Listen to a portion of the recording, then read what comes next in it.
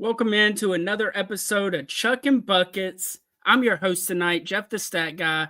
I'm joined with my co-host, KB. What's going on tonight, KB? Man, nothing much, man. Nothing much, man. You doing all right? Yeah, doing good. We're gonna talk about that Clemson South Carolina game from earlier in the week, and then you already know we got a deep dive the Battle of the SCs with Southern Cal and South Carolina this weekend. But at first, man, let's just jump into it. What were your kind of first initial thoughts after the 66-37 win against Clemson this weekend? Yeah, 65-37. Just kind of jumping on Twitter and things like that, social media, things like that. I think a lot of Gamecock fans were kind of panicking a little bit and kind of maybe overthinking the game. But I mean, honestly, I think we just kind of started out slow from an effort standpoint. I mean, at the end of the day, it's 30-point win. There was definitely some gaps on the defensive side of things. And luckily, we were able to kind of find a group that worked, going into the end of the third, going into the fourth quarter, and being able to lock in defensively with that particular group. Because, Clemson had too many just won't say open threes, but just efforts or attempts at 3-pointers. Like I said, they were definitely jacking them up. They didn't have anybody in double digits, but also had some straight line drives to the basket that were just kind of unfortunate as well. But luckily, we were able to kind of lock that thing in going into the fourth quarter, man, and find a lineup that worked for us. Yeah, the point guard for Clemson, Rose, obviously getting paint touches kind of whenever she wanted there for a little bit, it seemed like. I definitely think that not being locked in, there were a couple times early that it felt like we were right there. The foot is on the throat, and we just didn't apply pressure. The 7-0 run to end the first half by Clemson, or to end the first quarter, and then they went on another little run right there to end the first half to cut the lead back down to 10. And it's like I think an 8-0 run, as a matter of fact, to cut it back down to 10. And so just two times that you get a stop and another basket, and it might be ball game right there. But shout out to that defense in the fourth quarter, man, giving up 2 points on 0 made field goals, the lowest point total for a South Carolina team. And then the no field goals in a quarter is just nasty work defensively. You love to see that. Yeah, absolutely, man. I mean, not a whole lot to probably pull out of this game, but we did see Joyce kind of show up. We did see Agot show up as well. So definitely look good for our bigs down low. So we definitely been kind of waiting to see that little tag team post game kind of get us in double figures, or let's have them at least double figures as far as points and rebounds. So definitely looking to carry that over into the weekend. Yeah, definitely. In the first half there, when Joyce kind of got going a little bit, I felt we kind of forced her the basketball, maybe 3 or 4 possessions in a row, and just too much stationary offense, not moving pieces. And that's frustrating because that's something we've seen in years past where we get stagnant on offense for a couple minutes. And I want to say we had like a 4, maybe 5-minute stretch without a field goal. And that's when we had the 18-point lead and they were able to cut it back down to 10. But just felt they were trying to force things offensively instead of move the ball, drive and kick. What were your thoughts on that? Yeah, definitely. There were definitely a few moments we kick it down to Joyce, or Joyce kind of gets it at the high post, and then from there we just kind of stand still, right? Just kind of letting Joyce kind of do her thing. And really, we should see some back cuts. We see some ball rotation to the weak side. But a lot of this kind of stand still. Then we see kind of Joyce and even Agot as well just take some 15-foot jumpers just because they were open. Just go ahead and taking those jumpers versus trying to get something within the offense. And Dar kind of spoke on it as well, and she kind of took some of the blame on that as far as trying to make sure that they got into some offensive sets and just a little bit too much kind of one-on-one ball. Yeah, and I guess my only issue with those open jumpers is I feel like we can get that with 20 seconds left on the shot clock or 2 seconds left on the shot clock. So to me, that's settling. I feel like you keep the ball a little bit longer and something good can come out of the offensive possession, and just instead of just settling for something you can get whenever you want it. On the other side of the ball, we saw something that I don't know if I was expecting to see it all this year, and that was South Carolina switching everything. Like, dislike, what were your thoughts on that? We did see Oko with the steal at the top of the key against their guard. I think we get away with it in this type of game with the Clemson game, but I don't want to see that going down the stretch. I don't want to see that going into conference play. And honestly, I know we'll get to this weekend's game here in a second, but I don't think I want to see it this weekend as well. Like I said, I think it creates too many matchup problems if one of our bigs have to switch out on one of the guards, and from there it's just one-on-one play if we're talking USC with the guard play that they have, man. And I think we got to do a better job just maybe getting over some of those screens and just kind of fighting through, so we don't have a lot of mismatches with our bigs. Yeah, for sure. I was gonna say the other thing too is while Clemson didn't shoot the ball particularly well, I think they only shot like 23% for the game. Not a great. I think they were 5 of 33 from the 3-point line. Yeah, they had a lot of good looks. Like we still aren't doing. While they were 5 of 33, I don't know if it was as much as what we did. I know we got a couple blocks out on the perimeter, but they probably had another 5 or 6 looks that were really clean that you kind of prior expecting the 3 points out of. Yeah, absolutely. Like, I mean, the shots just weren't falling for them. Just looking at the amount of threes that they took, they did take 33 threes, and I feel like the game plan coming into it, coach was like, hey, we got to get shots at the basket.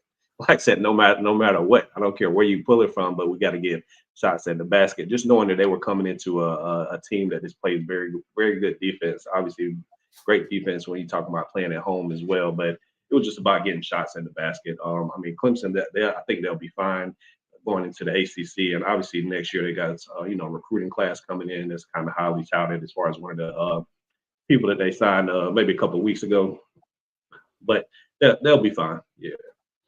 Oh, and speaking of the recruiting, you have South Carolina with the recent commit, Kaylee Wynn from out west, 6'2", kind of like the point forward type situation. Another maybe positionless player. She can stroke the three. She can handle the ball good for 6'2". Don might be onto something here. I like it, man. We've kind of talked about this in the group chat at least, last couple of weeks and even maybe the last 6 months, man. As we see the recruiting kind of changes, we don't get as many 6'6", 6'7" big girls down low, unless we're getting something out of the transfer portal, or maybe we grab somebody from Paris, next year. But I like it, man. I like it. The positionless basketball, we kind of seeing that with Makeer as well, handling the point guard position, and we just seeing Dawn kind of evolutionize the game, or evolutionize and kind of change up what she's doing than what she had in the past, which kind of shows the strong points of her coaching. Like, give me whoever I can win with whoever. You know what I'm saying? It's that type of vibe and that type of feeling for me. Right. And maybe if she's going to roll out, because we got the 2 freshmen this year, kind of same situation, 6'1", 6'2", uber athletic, can kind of play all over. Both the girls in this year's class, like maybe Don's going to try to put something together in these next 2 to 3 years of having just a real funky lineup out there. We'll jump into the comments real quick. Joe getting in. Good evening. I appreciate the comment. Appreciate you checking us out tonight. And then respect the hedges. The Chuckin Bucket boys are back. Appreciate you. I know you ready for Georgia, Texas this weekend on that gridiron. But yeah, man, just definitely an interesting thing, but good to see to add another recruit and still in the running for a couple more, as obviously yesterday started the early signing period. I believe it's from yesterday until like next Tuesday or maybe even next Wednesday. So, hey, man, getting these 26 girls locked in and getting ready. But look, man, we know what everybody came here for, so we'll quit beating around the bush. South Carolina, Southern Cal, the battle of the USC, the battle of the SCs, Carolina taking the long flight, heading out west. I guess that's the first thing. You think in an early season matchup like this, the travel is an issue, or you just think get on the plane and go play ball? Man, I think anytime you go from an East Coast to West Coast or West Coast to East Coast, man, it does impact you, mentally. You got to, maybe get out there early. I know they kind of flown out today. But get out there early, get adjusted to the time zone. Get back into your shoot around, get into your your ritual, your habits, and things like that. But I do think it's it impacts teams. I don't think it impacts us enough to go in here and take a L. Let me go ahead and say that right now.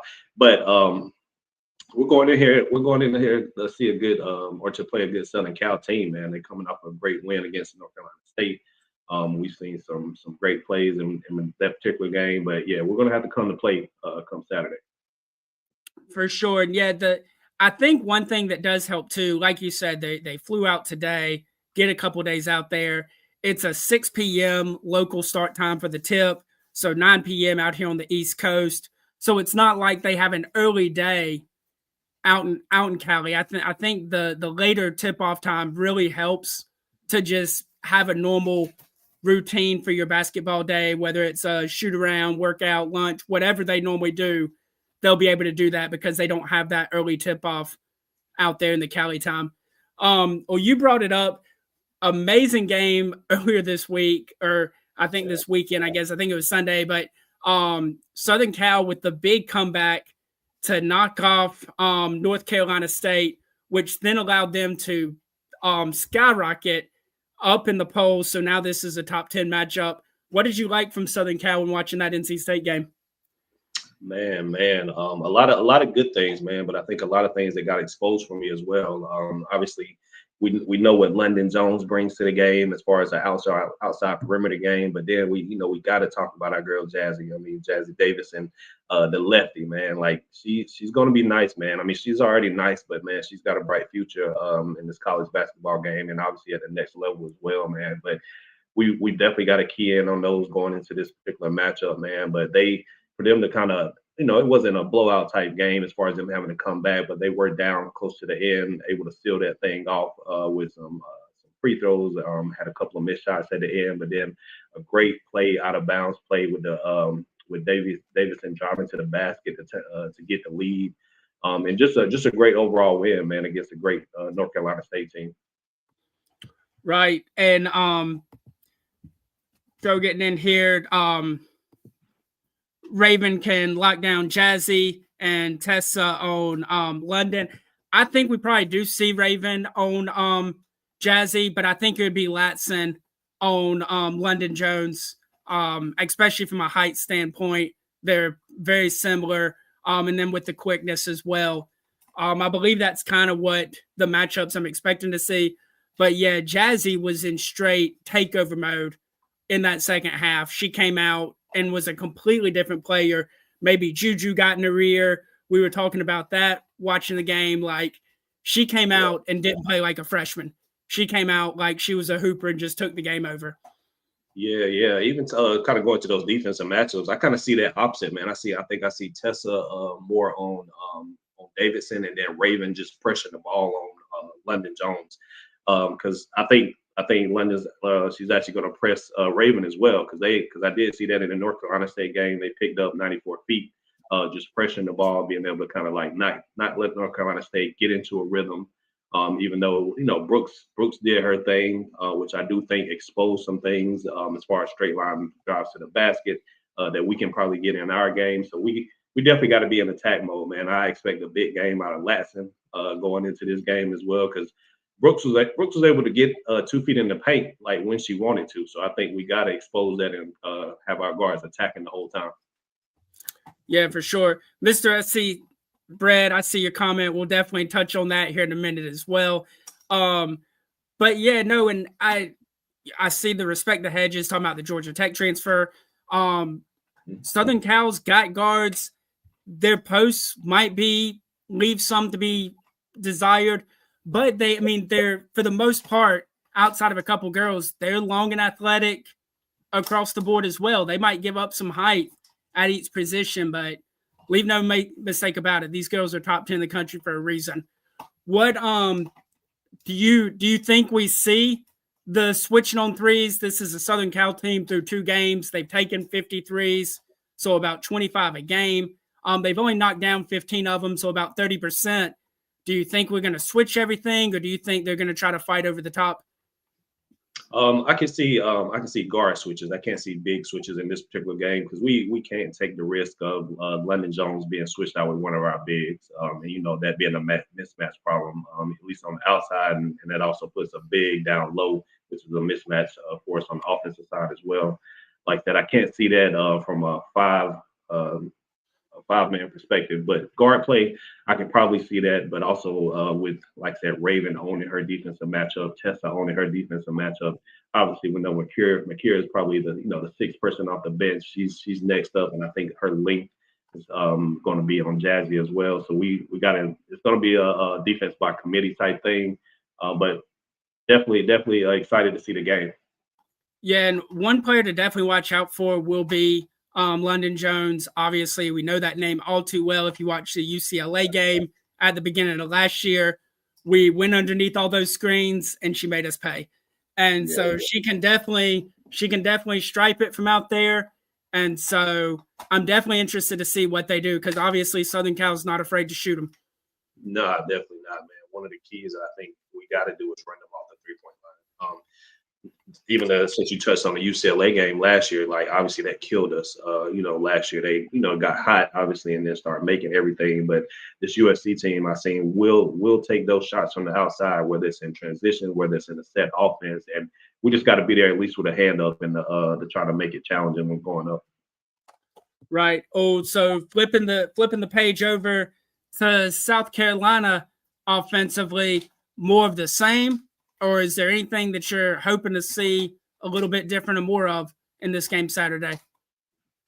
This game right here, we definitely can't start slow like in the Clemson game as far as, mentally. Like I said, the score is not indicative as far as how they started. But, we had some unforced turnovers, just some chemistry issues in the beginning. But we got to have Latson starting strong in the beginning. We got to have Tessa downhill in the beginning. Like I said, offensively, we know we can score with anybody in the country. And this team right here, we're going to have to put up some points. On the other end, we're going to have to lock in defensively. But, this is a game that we got to have 20 out of Latson. We got to have, maybe 15, 16 out of Tessa as well. And obviously then our bigs just kind of get the double doubles down low. But I think it's a guard game this weekend as far as how we get this win. Yeah, I'm with you. I really think the OCO 12-12, I think that's kind of like the dream number that almost replaces what we got from Chloe, just misconsistency. And I think that's what we need her to step into is if she can just give us that easy, just roll out of bed, 12-point, 12 rebound type of game, that really changes stuff for us. I would like to see Latson be a little bit more aggressive, especially when we go in those droughts. Like I mentioned in that Clemson game, we went like almost 5 minutes without a made field goal. That's why we went and got you out of the portal. We went and got a guard that's not afraid to take her shot, and I need her to become a hunter again, especially if we go, man, you kind of know our rule. 3 possessions without a basket, I'm telling somebody, hey, you go get me a hoop. I don't care about no offense, none of that. Go get me a basket.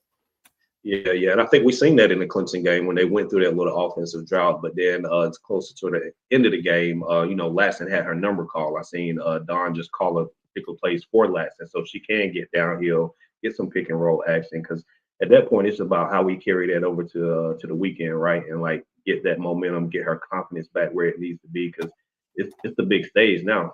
Like I said, we passed kind of some of the Rudy Poos now. Like this is the big stage, and this is what we brought you here for. So it's time to earn your NIL money at this point. Right. But yeah, and that's the thing. And we'll jump into some of these comments real quick. Jemima, Gamecocks have length and they will block shots like they did Clemson. Yeah, I definitely agree with that. I think their length is going to cause a lot of people problems out there on the perimeter.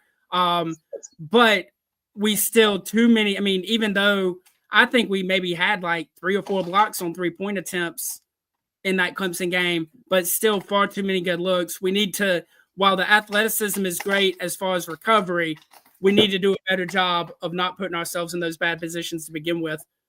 Yeah, and those blocks on defense or 3-pointers, that's just effort, man. That's just getting out there, closing out to your man, being under control, and then just effort at the end of the day.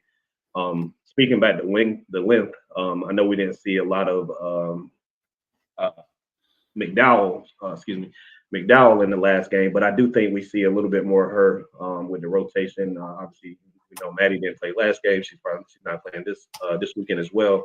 So our depth is not the same. But I think we're going to need McDowell at least on the defensive side of things. Like I said, we know what she can do when she gets the ball in her hands offensively, but this is going to be one of those defensive games, man. We're going to need that length. We're going to need people to step up that haven't stepped up yet. Right. And SC Bread getting in, the backcourt can't stop the dribble penetration. That was something we saw in the Clemson game. And there were spurts. And to me, that's where we both mentioned the lack of focus. I think there were times that they were just kind of going through the motion and weren't expecting to get taken off the bounce. And then they got beat and tried to recover. But this is definitely something to watch for in the game Saturday night. Is can they keep the Jazzies and the Londons out of the world out of the paint? Because what happens, you give up that middle drive, defense collapses, kick out, there's your wide open three ball. Yeah, absolutely. I mean, definitely speaking the truth right there, we could not stop the dribble penetration. And honestly, we've had some issues with that all season, at least in the first 3 games, just to be real about it. So we definitely need that to change going into the weekend. Right. What did you like Joyce's performance in the Clemson game? Is that kind of what you're expecting to see? Or do you think she needs to kind of maybe reel it back? Do you think she was forcing it a little bit?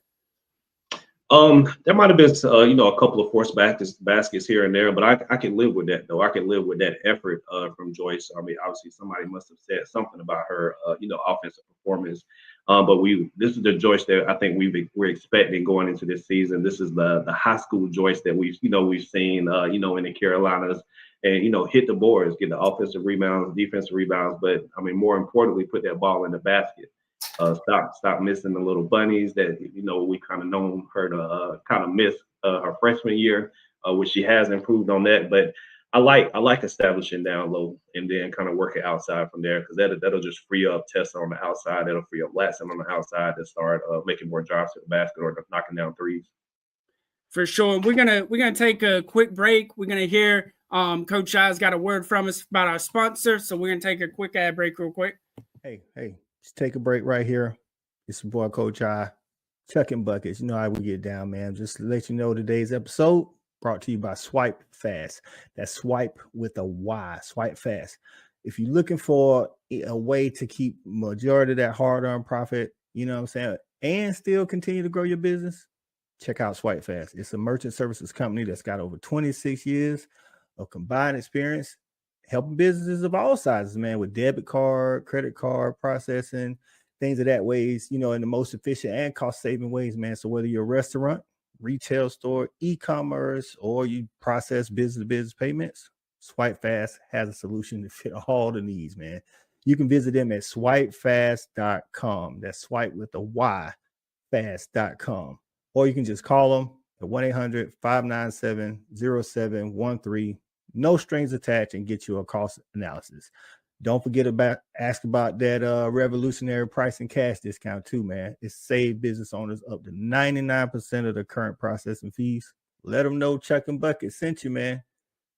Now back to the regular scheduled program. Dope. Definitely appreciate the Swipe Fast sponsorship. Again, be sure to give them a call. Go visit the website and check them out. I guess the next person we need to talk about is going to be that Raven Johnson. Obviously, defensively, she's a hound. Do you think we're getting enough out of her offensively, or do you think she's just got to make shots? The Clemson game, had me rethinking some things, obviously. So I did see the rotation change a little bit. Raven come out the game. We had to go Latson, had to go Tessa, because at that point, people were going under the screens. Ravens taking that mid-range jump shot. It just wasn't on for her. And so we had to make some adjustments. But if that continues, I think we do have to still make that same adjustment, because we can't afford to clog up the paint. Just because maybe we can't make that jumper, maybe we hesitated, maybe we're driving too far into the basket. I know we know 100% what she gives us on the defensive side of things, but at the end of the day, we're going to have to put up some points going into this weekend, man, and we can't afford not to have those. Yeah, and I know I go back and forth on her. It feels like every other day, but I think we're just going to have to live with her pulling that three when they go under. And maybe she makes it, and then they have to respect it. But if she misses it, crash the boards. But I think she's going to have to shoot it, so at least they respect it. So the roll man is going to be there. Yeah, absolutely. Like I said, I'm not saying don't take that shot, because at the end of the day, you gotta make them respect your game. I mean, that's what she's been working on the off season. Definitely the last 2 years, and since that that Iowa game, things like that.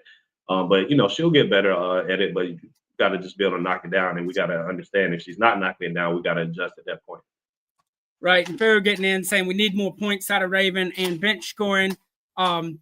Obviously true. I feel like the bench scoring hasn't been what we've seen in years past, and so we're definitely going to need somebody, maybe a Makeer, maybe McDowell gets hot one game, but definitely need somebody out of that second group to lend a hand offensively. And we'll go back real quick on Joyce. SD Bread, Joyce Edwards doesn't play any defense or rebound. I do wonder about her crashing the boards. Like it really feels like that she doesn't. That's not a knack of hers, is going hard on the glass. Yeah, unfortunately, I think a lot of her rebounds come from offensive rebounds that she misses. You know what I'm saying? Shots that she the first time she gets the rebound back. But I mean, luckily we hadn't just absolutely needed her because of what we got down low as well. Like I said, if we got 12 rebounds from our center already, like I said, from there we just need people to get 5 or 6 here. Rebounds there, but I mean, I can see what he's saying, and I can kind of agree with that as well. Like I said, definitely on the defensive side of things, I kind of expected a little more out of Joyce, but I think we've just known her from the offensive side of things and kind of what she's done. Like I said, in high school, obviously the freshman year coming in, but she wasn't known for her defense. She was definitely known for the offensive side of things. Right, and I mean, she's been doing her thing, but yeah, defensively, she has a tendency to get got. But moving along, has Makeer kind of really solidified that 6-man spot now? That's all her. She's going to be the first one we see coming off the bench. I think so, man. I think so. I think she's earned that position for a lot of reasons, and a lot of stuff is kind of played in her favor, right? Like we talk about players that we don't have. We don't have the Ashton Watkins, right? We don't have the Chloe Kitts, right? If Chloe's there, I mean, we talked about this in the beginning of the season. Chances are Joyce comes off the bench, right? Joyce is that 6th person off the bench. And then, maybe Makeer is the 7th person. So she's benefiting from that, but she's taking advantage of her opportunities. So I got to love that early experience for her. And it just helps us look at the future and how bright the future is. Us kind of going down the line. She gets into that sophomore, junior year.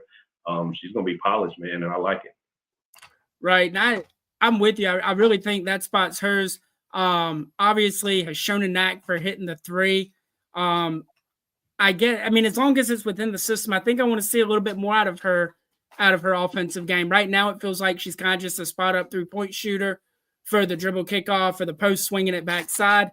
But I think I might want to see a little bit more out of her offensively, as long as it can be within the flow of the game. Yeah, I agree with that. We just can't see her like, in transition, maybe wide open 3 or here or there. But at some point, you got to start attacking the basket, especially at the size that you have. We got mismatches. You can shoot at the elbow over most guards that are going to be guarding you. So come conference play, I think we are going to need that. Right. And we'll touch on this real quick. SC Brad getting in. What's Maddie McDaniel's status? What happened? Unfortunately, it was released like 2 minutes before the Clemson game tipped off that she would not be dressing out. She wasn't at the arena. They announced that she was suspended after the game. Dawn was interviewed. They asked if we could expect her Saturday. She said, doubt it. They asked what the rest of the season looked like, and she said it's all on her. That's just the kind of answer you get. So clearly she's been suspended indefinitely. They're not going to release any details on that. So anything you see is just rumor mill hogwash, but you hope that whatever's going on, that she makes grown-up decisions, because she's just a sophomore, but unfortunately, these college kids got to make grown-up decisions sometimes. So you hope she makes the right choice and we see her back at some point this year. No, you're definitely right. Like you said, the respect I do have for Dawn and her team, like I said, they do keep a lot of these things under wrap and kind of keep these things in house. So a lot of stuff is kind of speculation. Like I said, we've heard, some academic things possibly, some missing class things possibly, but we don't really know, the extent of it. But what we do know is Dawn don't play. Like Dawn don't play that shit. Like no matter what's going on, whether it's academics, whether it's something with the law, whether it's missing study hall, which we've seen that with Chloe missing study hall. What was that, last year or maybe the year before? Like last year. Yeah, last year. Like you miss it, no, you're not going to play. You know what I'm saying? Like it doesn't matter who it is, whether you starting, whether you're not starting. Saying the standard is the standard on the court, but it's definitely the standard off the court as well, and that's kind of what we're seeing right now. Yeah, and that is one thing that I do love about Dawn is she preaches that. She preaches that there's a process and there's a standard, and we're gonna do it. And as long as you do it, the natty might not come, but you're a winner at the end of the day, and you probably playing for it anyway.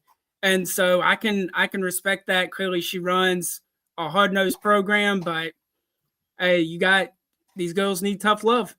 So, because especially in the world of the NIL, where now you get high schoolers getting NIL, you got high school kids transferring 2 and 3 times before they hit college. I think they need that. What's what I'm looking for? I guess they need that structure and to get in those routines or whatever. Right. No, absolutely. I absolutely agree with that. What who you think for South Carolina? Who's kind of somebody you pinpointing? This is a matchup we need to kind of explore and kind of attack with. I think we got to establish down low. I would like to see a lot more plays as far as feeding the post in the first, second quarters, kind of getting our post going. Whether it's the 4 out, 1 in, or whether we got just some high low post action going as well. But I think we got to establish our presence down low. I think we kind of know what the guard play is going to be. Some of these guards may cancel each other out, between our guards and their guards. But I think we definitely should have the advantage down low and be able to establish that early. Right. For me, I don't know if we'll even see this matchup, but if Jazzy is on Latson, I want Latson to attack. The best way to stop an elite scorer is get him in foul trouble and put him on the bench. And so if for some reason Jazzy does get switched on to Latson needs to be in kill mode and try to take her to the rack and see if she can get to the foul line on her. What's the height difference there? Was Jazzy about 6'1", 6'2" versus Latson? Jazzy's 6'1", and I believe Latson's 5'7", 5'8", somewhere in there. I mean, she's got her by probably 4 or 5 inches, but I think Latson's quicker. And so you get hip level, you got him beat. If we even, you beat. So, and she does a really good job controlling her body when she gets down amongst the trees and using leverage and windows to get the ball off and get it up on the glass. Yeah. I think I like to see that Latson Jones matchup though too. Like I said, once Raven goes out the game, and maybe it's Tessa at the point, and then we got Latson at the 2. Like at that point, get downhill. Let's get London in foul trouble. Let's attack that. Because like I said, once we get that going, I think we can handle the rest, and the matchups just take care of themselves after that. Right, for sure. What anything else you looking for offensively, or what any other player that you're looking to step up and have a big game, or you think that this is just what they've shown us in these first 3 games is just who they are? On our side, I just need to see more consistently out of Tessa. Like I said, we've seen some spurts. I know it's only been 3 games here, but we didn't see that really in the Clemson game. I think like we should have seen that in the Clemson game, as far as just hunting your shot, and that doesn't mean forcing a shot, but she's got one of the prettiest jumpers in the country, which we've talked about before. And like I said, when you're open, let's shoot it. When you're not open and you got the advantage against your player, let's drive the basket. Let's try to get to your midi game, because our mid-range game, sick. Early in the season, we seen her in the post with a turnaround post jumper, sick. But I think she's always just got to be on attack mode, because Sometimes we just see her just be passive and not go get the ball, just letting things kind of flow. And that's when we're not at our best. Right. And she's somebody that I wish we would see in the pick and roll game. Like, I want to see her come off the screen, or I know we run that dribble handoff a lot. My one issue with the dribble handoff, and it was all of last year, is we don't attack it. Like, the guard should be attacking that outside shoulder, so when they get the ball, they're downhill right now. But I would love to see her in those type of motions, because I think it'll allow her to get into her midi. And I know I've been on record. I think she's got the prettiest jumper in all of the women's game, and she knocks them down. Yeah, absolutely. No, you bring up a good point as far as attacking off those dribble handoffs, which, I mean, we see the dribble handoffs like I think on every team, even in the NBA level, the W and so forth. But you got to be in attack mode. And I think a lot of times we fall into this. We gotta reverse it, right? We got to get 4 to 5 passes before we can take a shot. But a lot of times it's just about taking what the defense gives you. If the defense is lagging off, we shoot. And if they just heading too hard, let's split the screen and let's get to the basket. You know what I'm saying? Let's start making plays a lot more than we have in the past. Right. And before we get into like our predictions and how we think this is going to play out, SC Bray getting back in. London Jones killed South Carolina with UCLA. That she did last year. We mentioned that a little bit earlier. I wish I could forget that game, burned into my memory. But she showed us she can stroke that three. And so we said we can't go under. Probably need to hedge it, and then the guard fight over the top as well. But we have to do a better job with her Saturday night than we did in the UCLA game last year. Yeah, no, he's absolutely right, man. But there's not a lot of times where we have a player of that caliber just like kill us like back-to-back games. You know what I'm saying? I mean, UCLA game, obviously, and going into this game, like we kind of know what to expect. I mean, this is not she's not a Paige Beckers or anything like that, but we know what we're going to get out of her, so we got to be ready. Right. Well, for everybody in the replay gang, we about to jump into our predictions. If y'all still with us, go ahead, drop your score prediction and what matchup you're looking forward to seeing in the comments. Myself, KB, Coach I, we always love interacting with people in the comments. So be sure if the replay gang's still here, y'all drop your comment and we'll be sure to tap in with you. KB, I'll let you kick it off. Give me your overall thoughts of how it's going to play out, and give me a score prediction. Yeah. So I think we're past the 30-point win marks going into this weekend. I do think it's a little bit closer than what people think. I do think it's a 15-point game. Lady Gamecocks pulling it out. That 15 is like fouling down at the end. But I see 75-60, 75-62. 15, 13-point win or something like that. But Lady Gamecocks definitely pull this thing out. I think we do, even though we're still shorthanded. I think our depth that we still do have on the bench just outweighs Southern Cal's bench as well. Because outside of those two players that we've been talking about here, like I said, everybody else is going to have to have a spectacular game. And you know what I'm saying, that's maybe not their game. They're more role players more than anything. But the players we do have off the bench, I think, could still get us in double digits if they needed to. Right. It feels like you just always in my mind. Just always up in my noggin. I got like a 78-61. I don't know if we crack 80, but I think we hold them right around 60. So I just don't know. I think it's kind of in that 15, 17-point margin. And I'm expecting a double-double from Oko. I think Joyce is Joyce. I think that we see a big game out of Tessa, and I think we actually see a big game offensively out of Raven this week. Now, obviously, that's her giving us 10 or 11 to go with a couple steals and another 5 assists or so. But I think that she has a bounce-back game. I think scoring-wise, she wasn't good against Clemson, and then 2 assists, 2 turnovers. I think she bounces back Saturday night and has a really good showing, probably right around double-figure scoring, bunch of assists, and we get rock and rolling. So kind of looking ahead, obviously top 10 matchup, number 2 on the road at number 8. If South Carolina gets the 15-point win, like we think they are, somewhere in that 15 to 20 range, do they jump UCLA or UConn come Monday and take over the number 1 spot with the top 10 win? Nah, I can't see that. For a couple of reasons. Like UConn's definitely the team to beat right now. Obviously, they just haven't had a chance to play anybody ranked just yet. I mean, USC Southern Cal had a great win against the North Carolina State team this past weekend, but I don't think that solidifies them as like, oh yeah, we're beating like a 1 or 2 type C type team as far as when it comes to USC. Like I said, if Juju is there and we beat them with Juju, but obviously if Juju's there, they're probably ranked a lot higher coming into the season as well. But we get the win. I think we still locked in at that 2 seed until UConn starts playing some ranked opponents. I got you. I think I disagree. I think the top 10 win on the road, I think it means something. And I think that we will then see us jump UConn come Monday. But regardless, this weekend, the battle of the SCs, the battle of the USCs, Trojans, Gamecocks. Hey, it's going to be a good one. For my guy KB, I'm Jeff the Stat Guy. Y'all remember on Thursday nights, it's all about them Gamecocks. We out of here. Go Cox!